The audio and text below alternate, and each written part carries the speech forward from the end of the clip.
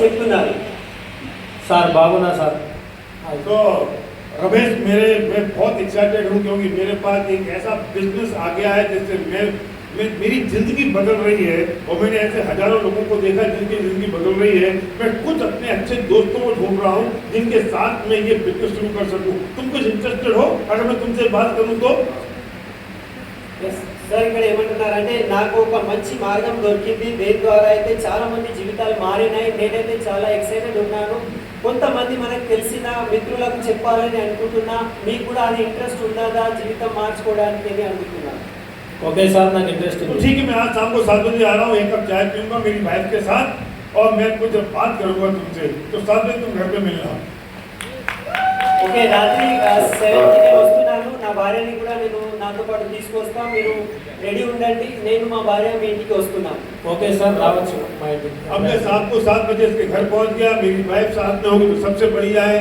By the way अगर मेरी wife साथ में नहीं है तो मैं इसको एस्टेब्लिश करूंगा कि मेरी वाइफ संध्या ही आने वाली थी, किसी कारण से नहीं आ पाई, तो मैं उसे वर्चुअल एस्टेब्लिश कर दूंगा वहां पर और कहूंगा यार तुम अपनी वाइफ को बुला लो, अच्छा रहेगा। मैं तुम दोनों के साथ बात करूंगा तो बात समझ में आएगी। मैं अकेला प्लान नहीं दिखाऊंगा क्योंकि लेडी ज्यादा बड़ी ड्रीमर होती है जेंट्स के साथ। ఎప్పుడైతే నేను వాళ్ళ ఇంటికి వెళ్తాను, మా భార్యకి తీసుకుపోతాను, ఒకవేళ భార్య రాలేకపోతుందంటే ముందే చెప్పేస్తా. మా భార్య వచ్చేది ఉండే కానీ ఒక కారణం వల్ల రాలేకపోయింది. సో మీరేం చేయండి అంటే మీ భార్యని కూడా కూర్చోబెట్టండి, నేను మీ ఇద్దరితో మాట్లాడతా. ఎందుకంటే అక్కడ లేడీస్ ఉంటే లేడీస్ జెంట్స్ కన్నా ఎక్కువ పవర్ఫుల్ డ్రీమర్స్ అట. సో లేడీస్ కూడా ఉంటే బాగుంటుంది. సో మీతో పాటు మీ భార్య లేకపోతే కూడా ఆమె వస్తుండే అని ఒక వర్చువల్ భార్య ఉన్నది అని అక్కడ స్థాపితం చేయండి అంటున్నారు. तो मैं सबसे पहले से घर जाऊंगा और घर में कोई अच्छी सी चीज देखूंगा जो मुझे अच्छी लगेगी, मैं उसे एप्रिशिएट करूंगा जिससे मेरा ऐसा कंफर्ट लेवल आ जाए। तो मैं कहूँगा यार ये पेंटिंग बहुत अच्छी है, कहाँ से ली रमेश? मैं पूछूंगा यार तुम्हारे घर का कलर बहुत अच्छा है, घर की लोकेशन बहुत अच्छी है। कोई एक अच्छी चीज को देखूंगा और मैं उसको एप्रिशिएट करूंगा जिससे मेरा ये कंफर्ट लेवल आ जाए। क्यों? उसका रीजन ये है कि कोई भी व्यक्ति को जो चीज पसंद है अगर आप उसे पसंद करने लगो तो वो आपको पसंद करने लगता है। अगर उसका डॉगी है तो मैं डॉगी को अप्रिशिएट करूंगा, उसका छोटा बच्चा है तो उसे करूंगा। कुछ भी एक भी चीज, क्योंकि इसको अपने घर की सब चीज पसंद है तो मैं उसे अगर पसंद करने लगूंगा तो ये मुझे पसंद करने लगेगा और ये मैंने प्लान के पहले कर दिया। तो इससे कोई वॉल्यूम का संबंध नहीं है, लेकिन ये मुझे पसंद करने लगेगा तो मेरी बात भी पसंद करेगा कि नहीं? हो गया काम? बोलो। సో ఎప్పుడైనా మనం వాళ్ళ ఇంటికి వెళ్తే వాళ్ళ ఇంట్లో ఏదైనా ఒక మంచి వస్తువు లేకపోతే ఒక పెయింటింగ్ కావచ్చు, వాళ్ళ ఇంట్లో పిల్లలు కావచ్చు, డాగ్ కావచ్చు, లేకపోతే వాళ్ళ వీధిలో ఏదో ఒక మంచి ఏదైనా ఒక మంచి విషయము, ఆ మంచి విషయం కొరకు మనము పొగిడితే అప్రిషియేట్ చేస్తే అతను కూడా రిలాక్స్ అవుతారు, మనతో కనెక్ట్ అవుతారు. ఎప్పుడైతే మనము వాళ్ళకు ఏదైతే ఇష్టం ఉన్నది అది మనకు ఇష్టమని మనం చెప్తే వాళ్ళు కూడా మనకు ఇష్టపడతారు, మనం చెప్పేది పాజిటివ్లీ వింటారు. సో ఎవరైనా మనం ఇంటికి వెళ్తే వాళ్ళ ఇంట్లో ఏదో ఒక మంచి వస్తువు గురించి ఏదో ఒక పాయింట్ గురించి మనము అప్రిషియేట్ చేయాలి. ठीक है ना? समझ में आई ये बात? अब बहुत छोटी सी बात है ये इतनी छोटी सी बात है कि आप इसकी वैल्यू नहीं दोगे, लेकिन इतनी बड़ी बात है कि सामने आदमी पॉजिटिव हो जाएगा क्योंकि वो मुझे पसंद करने लगा है। समझ में आई बात? तो ये गलती नहीं होनी चाहिए, ये पॉइंट है इम्पोर्टेंट। ये ड्रीम एक्सरसाइज में भी मैंने बताया है, फायर माहौल एटमॉस्फियर ये सब मैंने उसमें बताया है। సో ఇది డ్రీమ్ ఎక్సర్సైజ్లో కూడా భయ్య చెప్పారు. ఇది చిన్న విషయం మనం అనుకుంటాము కానీ ఇది చిన్న విషయం కాదు. మనము ఉన్న వ్యక్తికి మనం పాజిటివ్ చేయాలి ఫస్ట్. ఎప్పుడైతే ఆ వ్యక్తి పాజిటివ్ అవుతారో మన మాట వినడానికి తయారు ఉంటారు. సో ఈ పాయింట్ చాలా ఇంపార్టెంట్. చిన్నగా అనిపిస్తుంది కానీ చాలా ఇంపార్టెంట్. ఇది పాజిటివ్ వాతావరణం కూడా ఎట్లా క్రియేట్ చేయాలి దాంట్లో ఆల్రెడీ డ్రీమ్ ఎక్సర్సైజ్ సిరీలో చెప్పారు భయ్య. तो रमेश क्या कर रहे हो आजकल? సార్ చేస్తున్నాను సార్ एग्रीकल्चर सर। खेती है और हाँ, ओहो अच्छा अच्छा। पर किसान तो बहुत परेशान रहता है, मैंने सुना है, मेरे कई दोस्त किसान हैं, वो कहते हैं कि भाई बारिश होती है ज़्यादा तो तकलीफ है, बारिश कम हो जाती तो तकलीफ है। और ऐसा नहीं लगता है तुमको क्या एग्रीकल्चर करने के साथ साथ कुछ और करना चाहिए? करने चाहिए సార్ వాళ్ళు. సో భయ్య ఇక్కడ ఏమనుకుంటున్నారంటే, ఎలా ఉన్నారు రమేష్, ఏం చేస్తారు మీరు అంటే, నేను వ్యవసాయం చేస్తా. ఓ ఎట్లా ఉంది వ్యవసాయం అంటే, కొన్ని విషయాలు వస్తాయి కదా. ఇప్పుడు అందరికీ తెలుసు వ్యవసాయంలో చాలా కష్టాలు ఉన్నాయి, ఎంత అనుకుంటున్నాము అంత మనము సంపాదన చేయలేకపోతున్నాము. సో మీకు ఎప్పుడైనా ఇట్లా అనిపించిందా, వ్యవసాయంతో పాటు ఇంకొక ఎక్స్ట్రా ఇన్కమ్ కావాలి అని మీకు అనిపిస్తుందా అని అడుగుతున్నారు. होना साहब हमारा एक्स्ट्रा इनकम होना है और एग्रीकल्चर में बारिश आके पूरा एग्रीकल्चर पूरा खराब हो रहा है. उस वजह से हम भी आगे एक्स्ट्रा इनकम देखने चाहिए सब. तो मेरे पास एक बहुत अच्छा बिजनेस है जिसमें बहुत सारे जो किसान लोग हैं उन्होंने बिजनेस की शुरुआत करी, वो बहुत पैसा बना रहे हैं. मैं तुम्हें दिखाने की कोशिश करता हूँ. देखो मैं तुम्हें अगर बताता हूँ, अच्छा मुझे ना पहले पता होना चाहिए क्या काम करता है. मुझे अगर पता है कि एग्रीकल्चर है तो मैं अपनी सक्सेस प्रोफाइल में वो पेज नंबर को टैग कर लूँगा जो किसान मेरे पास यहाँ हमारे बिजनेस में थे और आज वो ग्रो करके ड्यूसी हो गए या उनकी इनकम इतनी हो गई.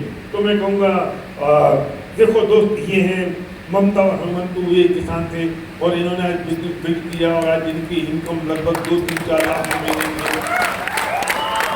फिर मैं उनसे बात यही कहूँगा, देखो ये है संध्या रानी और उसके हस्बैंड, ये सब्जी बेचा करते थे और आज हमारे बिजनेस में आज इनकी इनकम 5 लाख महीने की है.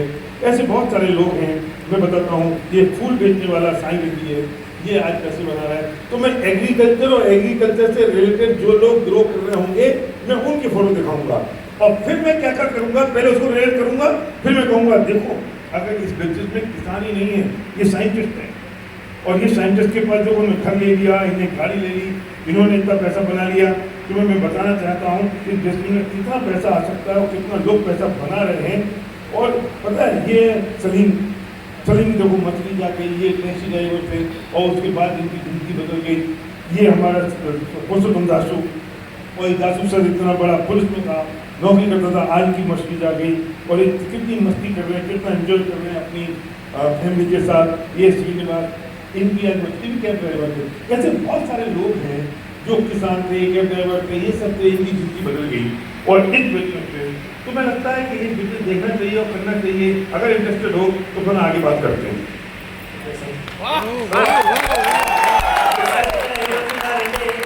ఒక్కొక్కసారి మనకు ముందే తెలియాలి ఆ వ్యక్తి ప్రొఫెషన్ ఏమున్నదని. ఒకవేళ అతను వ్యవసాయం చేసే వ్యక్తి ఉంటే మనం ముందే మన దగ్గర వ్యవసాయం చేసే లీడర్ యొక్క ఫోటో దగ్గర మనము మన పేపర్ పెట్టుకొని అతను ముందు కూర్చొని చెప్పాలి, చూడండి మీరు వ్యవసాయం చేస్తారు, వీళ్ళు కూడా వ్యవసాయం చేస్తుండే, మమతా మేడం, హనుమంతు సార్ ఉన్నారు అని. ఇవాళ వాళ్ళ ఇంకా 3 లక్షల కన్నా ఎక్కువ ఉన్నది, జీవితం మొత్తం మారిపోయింది.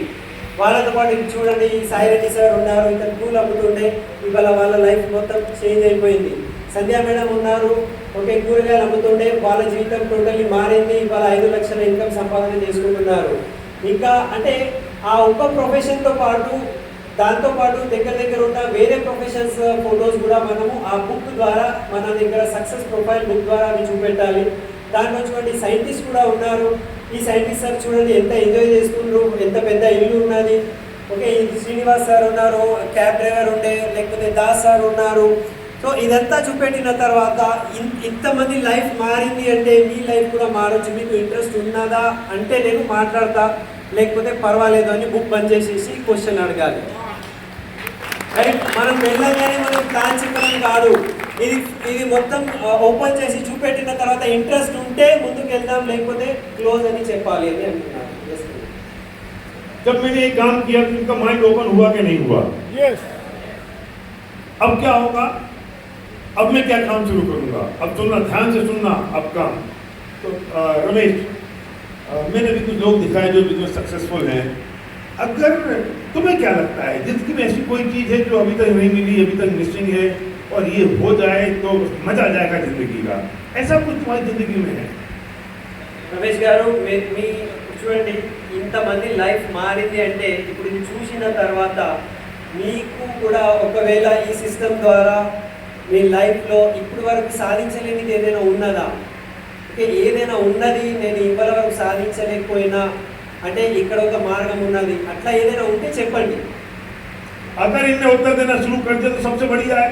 अगर उत्तर नहीं दिया तो मैं क्या करूंगा, ये देखो, ये ना एक किसान थे हनुमंतु और ममता, इनने भी ऐसी सोचा। जब इनको बिजनेस दिखाने गए हमारे टीम का एक कोई व्यक्ति, भाई मेरी डाउनलाइन मैनेजर नहीं है, तो इन्होंने भी कहा नहीं क्वेश्चन चाहिए, क्वेश्चन चाहिए। पर आज पता है 5 लाख महीने की इनकम आ रही है, घर बदल गया, जिंदगी बदल गई है, गाड़ी ले ली है, रिकॉग्निशन है, ऑटोग्राफ देती है।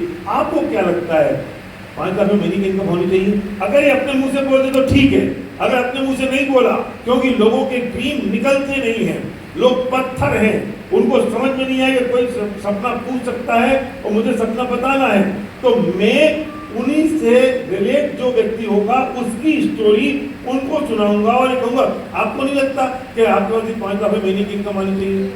अगर ये बोलते सबसे बढ़िया, ये नहीं बोलेंगे तो मैं बोलूंगा, क्योंकि मेरी इनकम नहीं है, मेरी इनकम नहीं, तो मैं मेरे जो गरीब टीम के चचा ताऊ हैं, मैं इनकी कहानी सुना के जिसको रिलेट करते हैं उनसे इनको रिलेट करा के इनको बिजनेस में इनके सपने जगाऊंगा। చూడండి, ఇట్లా చెప్తే వ్యక్తి యొక్క మైండ్ అయితే ఓపెన్ అవుతుంది కదా. ఒకవేళ మనం అడుగుతున్నాము అతను ఏం చెప్పలేకపోతున్నారు అనుకోండి, సో మనం ఏం చేయాలి? ఎవరికైనా డ్రీమ్ అడిగితే వాళ్ళకు డ్రీమ్ అస్సలు రావు, వాళ్ళ దిమాగ్ మొత్తం బండరాయిలాగా అయిపోయింది. సో మనమే చెప్పాలి. మనం ఒక స్టోరీ తీసుకొని మన బుక్ ద్వారా మళ్ళీ ఓపెన్ చేయాలి. చూడండి, ఇతను కూడా మీలాగానే వ్యవసాయం చేసే వ్యక్తి, కానీ అప్పుడు ఎప్పుడైతే మా వాళ్ళు ప్లాన్ చెప్పడానికి పోతే అతను వద్దు ఇదంతా నాకు వద్దు అని చెప్పారు. కానీ ఇవాళ వాళ్ళ లైఫ్ టోటలీ మారిపోయింది. లక్షల్లో ఇన్కమ్ ఉన్నది, ఇంత రికగ్నిషన్ ఉంది, కార్ తీసుకున్నారు, ఇల్లు మార్చేశారు. సో మీరేమనుకుంటారు? మీకు కూడా ఒక 5 లక్షలు రావాలి కదా, మీకు ఎట్లా అనిపిస్తుంది? 5 లక్షలు కావాలి కదా మీకు అని మనమే, వాళ్ళు చెప్పకపోతే కూడా మనమే చెప్పాలి. మన ఒక డ్రీమ్ బుక్లో మన విన్నింగ్ టీంలో ఉన్న మన బాబాయ్ అంటున్నారు, లేకపోతే మన పెద్దనాన్న, అంటే ఇది మొత్తం మన కుటుంబం ఉన్నది. సో నాకు 5 లక్షల ఇన్కమ్ రావట్లేదు, కానీ విన్నింగ్ టీమ్ లీడర్స్ ఎవరికైతే ఇన్కమ్ వస్తుంది వాళ్ళ ఫోటో చూపెట్టి మీకు కూడా 5 లక్షల ఇన్కమ్ కావాలి కదా అని మనమే ముందు నుంచి చెప్పాలి అని అంటున్నారు. ओके सर, तो क्या चाहिए जिंदगी में जो जिंदगी में आज तक नहीं मिला वो और मिल जाए? यानी कौन सी चीज़ है रमेश जो तुम्हारी जिंदगी को खुशनुमा बना सकती है?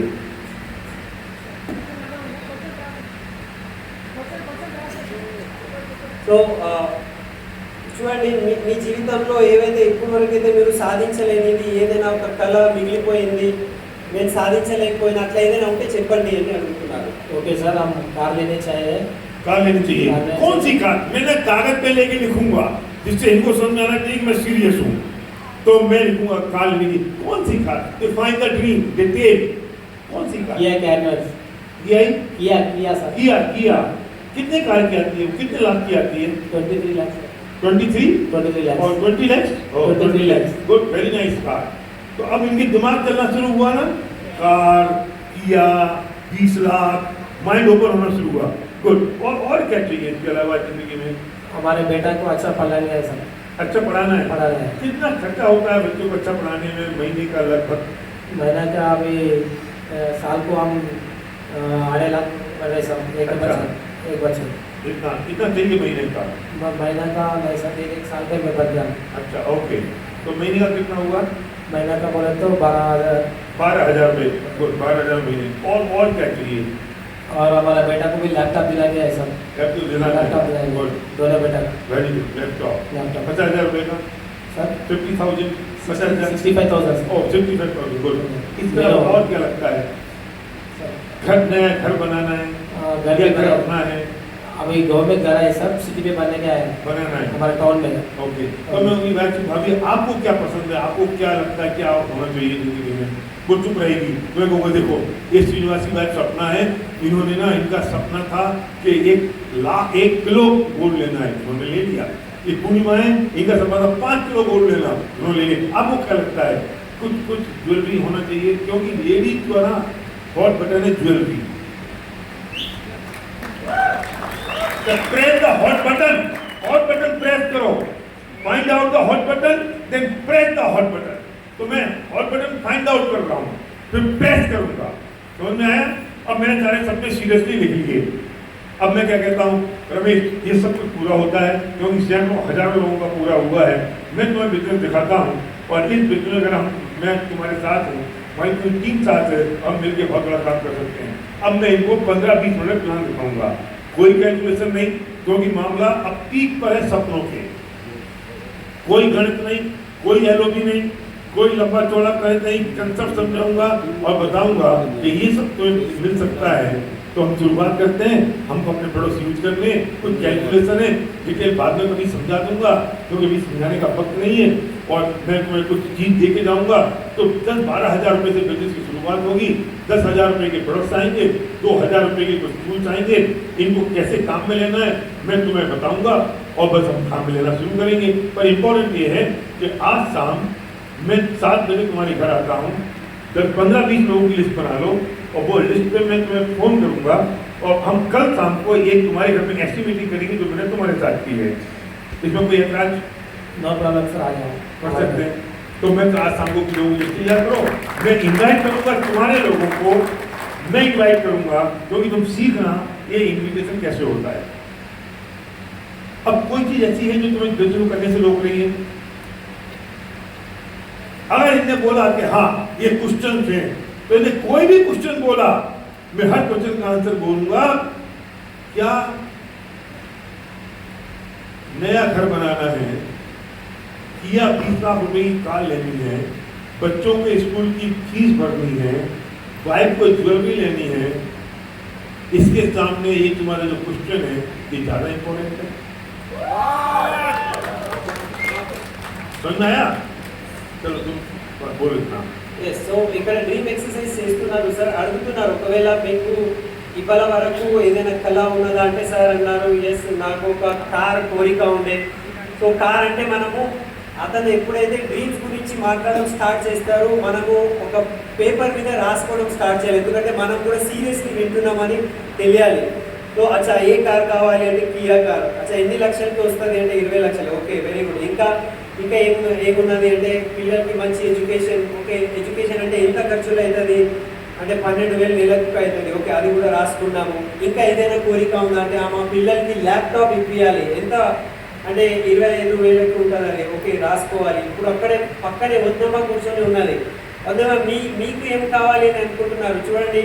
ఇక్కడైతే మా వాళ్ళు ఉన్నారు, మనము బుక్ ఓపెన్ చేసి చూపెట్టాలి. ఈ మేడం ఉన్నారు చూడండి, ఈ సప్న మేడం ఉన్నారు, సప్న మేడంకి కళలు ఉండే, ఎంత 1 కిలో బంగారం తీసుకునే ఒక కళ ఉండే, ఇవాళ వాళ్ళు కొనుక్కున్నారు. ఇక్కడ దాసు సార్ వాళ్ళ భార్య ఉన్నారు, ఈ మేడం 2 కిలోలు బంగారం కొనుక్కున్నారు. సో ఇంతమంది సాధించారంటే మీకు ఏదైనా కోరిక ఉందా, బంగారం నగలు ఏదైనా కావాలి, జ్యువెలరీ కావాలంటే ఇప్పుడు లేడీస్ ఏదైనా ఇష్టం ఉన్నది లేడీస్కి అంటే నగలే ఉంటాయి, జ్యువెలరీ ఉంటుంది. సో అది కూడా మనం రాసుకోవాలి. అంటే మనం ఇక్కడ వాళ్ళకి ఏం కావాలి అని అడుగుతున్నాము, అది రాసుకుంటూ పోతున్నాము. ఓకే రాసుకున్న తర్వాత అతను ఇప్పుడు మొత్తం రెడీ అయిపోయినారు. రెడీ అయిన వ్యక్తికి మనం ఏం చేయాలి, జస్ట్ 10 నుంచి 20 నిమిషాల లోపలే ప్లాన్ చెప్పాలి, పెద్ద పెద్దగా చెప్పే అవసరం లేదు. ఎందుకంటే వ్యక్తి ఇప్పుడు పాజిటివ్ అయిపోయిండు, రెడీ ఉన్నారు పని చేయడానికి. సో చూడండి ఇది ఇంత కన్సెప్ట్ ఉన్నది. మనం ఇప్పుడు ఇవాళ స్టార్ట్ చేద్దాము. ఈ కొన్ని ప్రొడక్ట్స్ మీరు వాడుకోవాలి. ఒక 10 నుంచి 12,000 మనము స్టార్ట్ చేసే ఉంటుంది. సో 10,000 నేను ప్రొడక్ట్స్ ఇచ్చేస్తాను, 2,000 మీకు కొన్ని బుక్స్ ఇస్తాను, టూల్స్ ఇస్తాను, ఇది మీరు చదవండి. ఇంకొకటి ఇవాళ రాత్రికి నేను వస్తాను 7 గంటలకి, మీరు ఒక 20 మంది ఒక పేర్ల లిస్ట్ రాసుకొని పెట్టుకోండి. రేపు మీ ఇంట్లో ఇట్లాంటివి ఒక ప్రోగ్రామ్ మనం చేద్దాము. నేనే వాళ్ళందరికీ కాల్ చేసి పిలుస్తాను, మీరు అది నేర్చుకోండి. నేను ఎట్లా వాళ్ళతో మాట్లాడి కాల్ చేస్తున్నా, మీరు కూడా చూడండి, నేర్చుకోండి. సో ఇట్లా మనం చేద్దాము. మళ్ళీ నేను రాత్రికి వస్తానని వాళ్ళకు ప్రొడక్ట్స్ ఇచ్చి టూల్స్ ఇచ్చి మనం స్టార్ట్ చేయాలి. ఇప్పుడు లాస్ట్కి మళ్ళీ ఏదైనా క్వశ్చన్ ఉన్నదా, ఏదైనా మీకు ఆపుతుందా ఈ పని స్టార్ట్ చేయడానికి అని అడగాలి. కొందరు ఉంటారు, సో వాళ్ళు ఏదైనా క్వశ్చన్ చెప్తే లే సార్ ఇట్లా అట్లా అంటే అది కూడా పేపర్ మీద రాసుకోవాలి. సరే ఇది వేరే రాసుకున్నాము, రాసుకున్న తర్వాత వాళ్ళతో అడగాలి, మీ ఏవైతే క్వశ్చన్ ఉన్నది కదా, ఇది మీ ఈ కియా కార్ అది ఇంపార్టెంటా, మనకు ఈ క్వశ్చన్ ఇంపార్టెంటా? ఓకే మీరు అడుగుతున్న క్వశ్చన్ ఇది ఇంపార్టెంటా, లేకపోతే మీ పిల్లలకి మంచి మనం ఎడ్యుకేషన్ ఇవ్వాలి అది ఇంపార్టెంటా, మీ పిల్లలకి ల్యాప్టాప్ ఇప్పించాలి, లేకపోతే వద్దమ్మకు మనము జ్యువెలరీ ఇప్పించాలి అది ఇంపార్టెంటా, లేకపోతే మీ క్వశ్చన్ ఇంపార్టెంటా? ఏం చెప్తారు ఆయన? ఓకే డ్రీమే ఇంపార్టెంట్ కదా. సో ఈ క్వశ్చన్కి మనం తర్వాత సాల్వ్ చేసుకుందాము, పని స్టార్ట్ చేద్దామని అట్లా మనం స్టార్ట్ చేయాలి అంటున్నాను. कोई क्वेश्चन है तो पूछो। ఇప్పుడు ఏదైనా అడిగేది ఉంటే అడగండి ఏదైనా।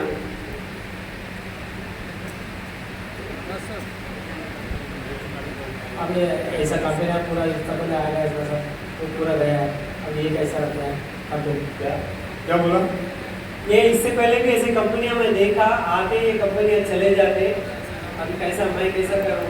तुम्हारी बात बिल्कुल सही है रमेश, ऐसी बहुत सारी कंपनी आती है, बहुत सारी कंपनी चली जाती है, लेकिन वेस्टीज पिछले 30 साल से काम कर रही है, विनिंग टीम पिछले 17 साल से काम कर रही है, इतने हजारों लोग सक्सेसफुल हैं। और ये मिस्टर एस पी भागल हैं, ये पिछले 26 साल से बिजनेस में हैं, ये 10 साल से, ये 15 साल से हैं, और मैं तुम्हें इन सबसे मिला सकता हूँ अगर हमारी जो मीटिंग तुम आओगे तो। लेकिन सही चीज़ और सही कंपनी चूज करना सबसे इम्पोर्टेंट होता है। ठीक है सर, हम जरूर आएंगे। సో ఇట్లాంటివి కంపెనీలు వస్తాయి వెళ్ళిపోతాయి అని ఒక క్వశ్చన్ అడిగారు। సో క్వశ్చన్ అడిగితే సార్ ఆన్సర్ ఏమి ఇచ్చారంటే, చూడండి మీరు చెప్తున్నారు అది బరాబరే ఉన్నది, కరెక్ట్, అది చాలా కంపెనీలు వస్తాయి పోతాయి, కానీ వెస్టీజ్ కంపెనీ 21 సంవత్సరాల నుంచి ఉన్నది। సో విన్నింగ్ టీమ్ 15 సంవత్సరాల నుంచి ఇక్కడ వర్క్ చేస్తుంది। ఈ సార్ ఉన్నారు ఎస్పీ బాల్ సార్ 26 సంవత్సరాల నుంచి ఇండస్ట్రీలో వర్క్ చేస్తున్నారు। ఈ వేరే సార్ ఉన్నారు 10 సంవత్సరాలు చేస్తున్నారు, ఇద్దరు 12 సంవత్సరాలు చేస్తున్నారు। వీళ్ళందరినీ మీతో కల్పిస్తాను ఎక్కడ అంటే, ఇప్పుడు రాబోయే మా ఒక మీటింగ్ ఉన్నది, అక్కడ మీరు వస్తే వాళ్ళతో మీకు పరిచయం చేపిస్తా, మీరు రండి, అప్పుడు నిర్ణయం తీసుకోండి। సో కండిషన్ ఉన్నది, అక్కడ వస్తే మీకు వీళ్ళందరితో కల్పిస్తాను అని కండిషన్ ఇస్తున్నారు అన్నమాట। సార్ ఒకవేళ మీరు ఫెయిల్ అయితే ఎట్లా ఉంటుంది సార్? ఫెయిల్ అయితే తర్వాత మన టైం లేదని చెప్తాం సార్, टाइम లేదు मीटिंग आने। इनके पास अभी मीटिंग में आने का टाइम नहीं है, और अगर हम इसमें कामयाब नहीं हो पाए, फेल हो गए तो कैसा होगा? బయట వాళ్ళు ఎవరు చెప్తే కూడా ఇంటలేరు, लोग भी सुनते नहीं है ऐसी चीजें। हाँ सही बात कह रहे हो रमेश, मैं पहले तो क्या बोलूँगा, सही कह रहे हो। आदमी को क्या लगना चाहिए मैं सही कह रहा हूँ, तो उसको पहले ना ये बोलो सही कह रहे हो, तो उसको सेटिस्फाई होता है कि मैंने उसकी बात सुन ली, तुम सही कह रहे हो। लेकिन एक बात पूछना चाहता हूँ रमेश, अगर तुम्हारे पास 2 लाख रुपये महीने की इनकम हो, बच्चों को लैपटॉप आ जाए, स्कूल की फीस चली जाए, पत्नी के लिए गहने आ जाए, तुम्हारी इतनी किसानी की मेहनत कम हो जाए, तो तुम्हें क्या रोज के 2 से 3 घंटा इस बिजनेस में डालना मुश्किल होगा? मैं टाइम नहीं है इसका आंसर कहां से दे रहा हूं? टीम से। मैं कर नहीं पाऊंगा। अरे 10-20 लोगों को नहीं जानते, हमारी पूरी टीम और हम मिलकर के मदद करें और तुम्हारी पत्नी के गहने आ जाए, फिर मैं रिपीट करूंगा, तुम्हारी कार आ जाए क्या 20 लाख रुपए की, बच्चों का लैपटॉप आ जाए, कुल फीस चली जाए, तो क्या तुम 25-30 लोगों की लिस्ट तैयार नहीं कर सकते? लोग कहता है मैं कर नहीं पाऊंगा, तुम्हें कहूंगा कोई बात नहीं, हम 90 दिन ये करके देखते हैं, ऐसा क्या है जो तुम नहीं कर पाओगे, हम तुम्हारी मदद करने को तैयार हैं, मैं तुम्हारी हेल्प करने को तैयार हूँ, और हम हमारी पूरी टीम तुम्हारे साथ लगी होगी। अब मैं 3 डिसाइडिंग क्वेश्चन बोलूंगा, अगर हमने बिजनेस शुरू कर दिया, नहीं किया तो क्या होगा? जैसी जिंदगी वैसी बनी रहेगी, कोई चेंज नहीं आएगा। अगर मैंने बिजनेस शुरू कर दिया और बिजनेस नहीं चला तो क्या बिगड़ेगा? 10-12 हज़ार रुपए के प्रोडक्ट्स हैं,